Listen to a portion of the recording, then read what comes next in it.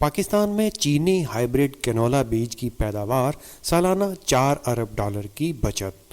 بسم اللہ الرحمن الرحیم۔ السلام علیکم ناظرین اکرام، پاکستان ایک زرعی ملک ہے۔ یہاں کی زمین ہر طرح کی کاشتکاری کے لیے بہترین قرار دی جاتی ہے، لیکن اس کے باوجود ملکی زرعی اجناس کی ضروریات کو پورا کرنے کے لیے زیادہ تر بیرونی درآمدات پر انحصار کیا جاتا ہے۔ دنیا اپنی زرعی ضروریات کو پورا کرنے کے لیے جدید طریقے اپنا چکی ہے، جن سے ان کی فصلیں زیادہ پیداوار دیتی ہیں، اور وہ نہ صرف اپنی ملکی ضروریات پورا کرتے ہیں بلکہ اضافی اجناس بیرون ممالک برآمد کر کے خاصا زر مبادلہ حاصل کرتے ہیں۔ ایک نظر اگر پاکستان کے ترقی پذیر ہونے کی وجوہات پر ڈالی جائے تو ہمیں اندازہ ہوتا ہے کہ پاکستان میں ترقی کے ہر طرح کے وسائل تو موجود ہیں، لیکن یہ ملک اپنے ان وسائل کو ضائع کرتا چلا آیا ہے۔ جیسے دیگر شعبے ترقی سے محروم رہے، ویسے ہی ملک کی زراعت بھی عدم توجہ کا شکار رہی ہے۔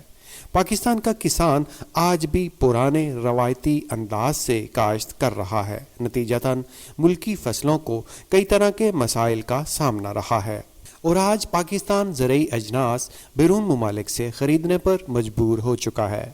ناظرین اکرام، سی پیک کے دوسرے دور میں چین اور پاکستان زراعت پر خصوصی توجہ مرکوز کیے ہوئے ہیں۔ چین جو کہ کاشتکاری کے جدید طریقوں سے اچھی فصل اور زیادہ پیداوار حاصل کر رہا ہے، جبکہ پاکستان میں لہلہاتی زمین اور محنت کش افرادی قوت کو مد نظر رکھتے ہوئے زراعت کی ترقی کے نئے منصوبے تشکیل دیے گئے ہیں، جن سے آنے والے چند سالوں میں بہترین نتائج سامنے آئیں گے۔ پاکستان میں پاکستان ایگریکلچر ریسرچ سینٹرز کے قیام، جدید زرعی مشینری، بیجوں کے خلائی سفر کی تحقیق اور ہائیبریڈ بیجوں کی تیاری کے حوالے سے پاکویز فور یو کی گزشتہ ویڈیوز میں معلومات فراہم کی جا چکی ہیں، جبکہ ہائیبریڈ کینولا کے جدید بیجوں کی تیاری، خوردنی تیل کی ضروریات اور پیداوار میں اضافے کے لیے کیا اقدامات کیے جا رہے ہیں، یہ تمام معلومات آپ کو اس ویڈیو میں فراہم کی جائیں گی۔ تفصیلات کے لیے مکمل ویڈیو ملاحظہ کیجیے۔ ناظرین اکرام، پاکستان کی روز بروز بڑھتی ہوئی آبادی کی وجہ سے دیگر ضروریات کی طرح خوردنی تیل کی قلت میں اضافہ ہو رہا ہے، اور اس بڑھتی ہوئی آبادی کی خوردنی تیل کی ضروریات پورا کرنے کے لیے تیلدار اجناس جیسا کہ رایا، سرسوں، توریا اور کینولا کی ملکی پیداوار خوردنی تیل کی موجودہ طلب کو پورا نہیں کر پا رہی۔ جیسا کہ آپ جانتے ہیں کہ خوردنی تیل ہماری خوراک کا بنیادی جزو ہے، لیکن پاکستان اپنی کل ضرورت کا صرف 25% خوردنی تیل خود پیدا کرتا ہے، جبکہ باقی 75% کثیر رقم خرچ کر کے بیرون ممالک سے درآمد کیا جاتا ہے، جس سے ملک کے زیر مبادلہ کے ذخائر میں خاطر خواہ کمی ہوتی ہے، جبکہ ملک میں خوردنی تیل کا شارٹ فال اور قیمتوں میں اضافہ رہتا ہے۔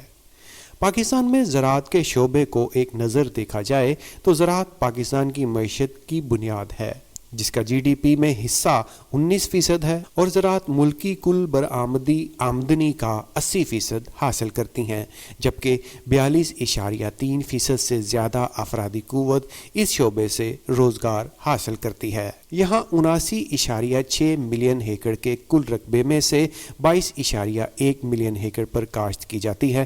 ملک میں دنیا کا سب سے بڑا مربوط آبپاشی کا نظام بھی موجود ہے، جس میں تقریباً 80% کاشت شدہ رقبہ سیراب ہوتا ہے، جبکہ پاکستان میں بڑے پیمانے پر زمین کو کاشت کے قابل بنانے کی گنجائش بھی موجود ہے۔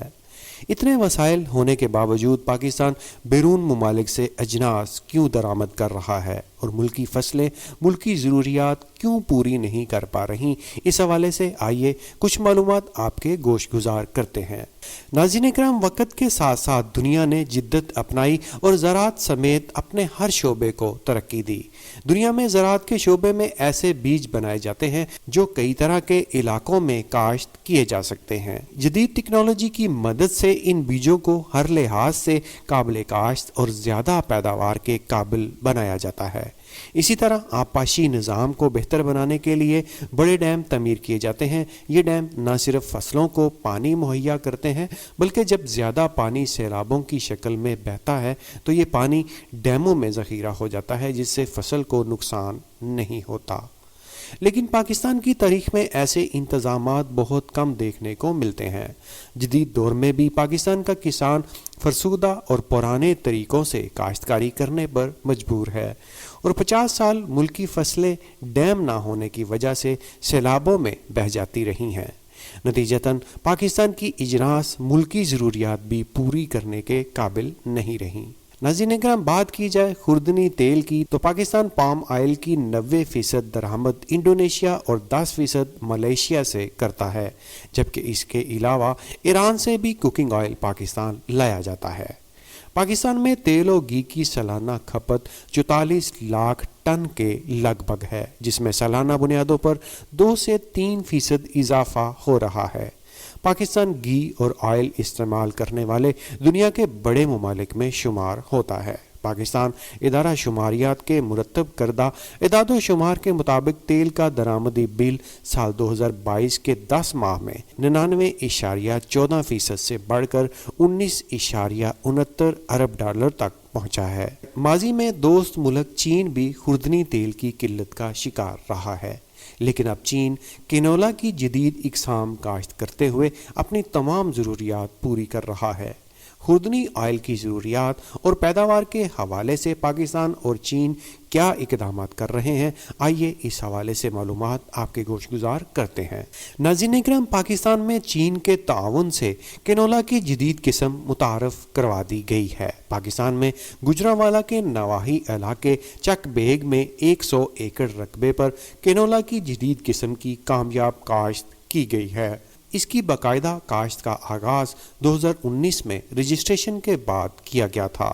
پاکستان میں زرعی شعبے سے وابستہ ایویول گروپ اور ووہان جنگ فاہا شنگ سیڈ کمپنی کے اشتراک سے کینولا کی جدید قسم HC021C متعارف کروائی گئی ہے، جو بہت بڑی کامیابی ہے۔ کینولا کی زیادہ پیداوار کا بیج بنانے کے لیے چین اور پاکستان نے 10 سال مختلف تجربات اور مشاہدات کیے ہیں، اور انہی کوششوں سے ہائیبریڈ کینولا کی ورائٹی تیار کی گئی ہے، جو کہ مقامی آب و ہوا کے ساتھ مطابقت رکھتی ہے اور انسانی صحت کے لیے انتہائی مفید ہے، جبکہ مزید چینی نئی اقسام اور زرعی ٹیکنالوجی پاکستان میں متعارف کروائی جا رہی ہیں، جس سے پاکستان کے زراعت کے شعبہ میں بہت بڑی مثبت تبدیلی آئے گی۔ کینولا کی اس نئی قسم میں تیل کی مقدار زیادہ ہے اور اس کی فی ایکڑ پیداوار بھی کینولا کی دیگر اقسام کے مقابلے میں بہتر ہے۔